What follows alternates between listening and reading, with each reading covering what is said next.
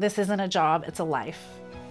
Michael and Dana opened up the Milk and Honey House for women with children, more single women who are in bondage with drugs. It could be addiction to men, it could be domestic violence, just anything that's holding you down and holding you away from having a fulfilling life. Michael and Dana have helped me to become healthier in my choices that I make. If Crossing the Jordan had closed down or ran out of funds to continue doing what they're doing, it would make my job impossible to work with a lot of these girls. We take stuff that people don't want or they're not using anymore, and we sell it to people that really need it, and we save lives with that money.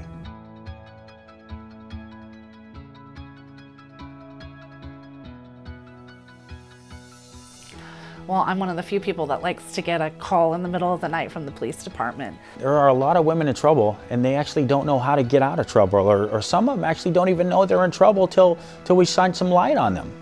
It is so amazing that I'm able to work with local government in this way, being not a part of the police department. A lot of times what Dana does is provides them with that safe space and gives them the courage and the strength to actually come forward and be able to talk to law enforcement. It's not tiresome.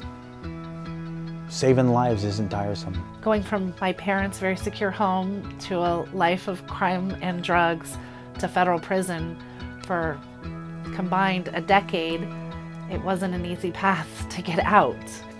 Michael and I went to high school together, but we didn't know each other. That's when he took his path and I took mine. I spent 5 years in federal prison. Went to prison for 13 and a half years.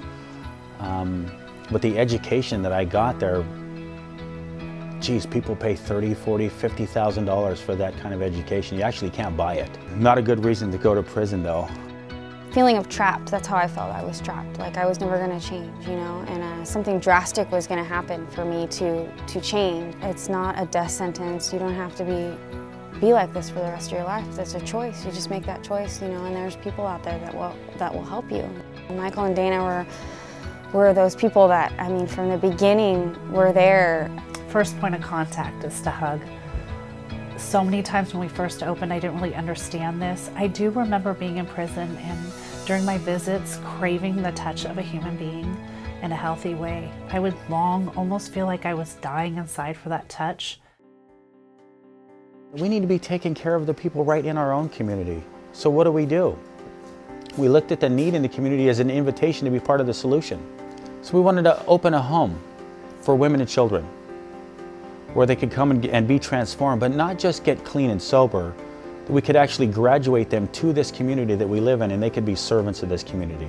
This isn't just an idea, this is real stuff. We're getting girls off the street, and when we do, less calls to the police department, less money for drug dealers, less sex trafficked girls for the pimps.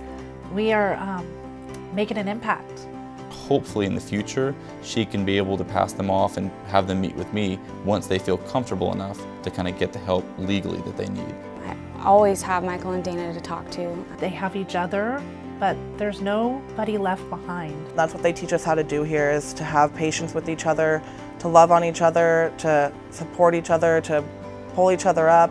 In prison, incarceration, that we both came to a life of faith in Jesus. I don't know what's in store for this. We might just be building this up into this just big life-saving machine.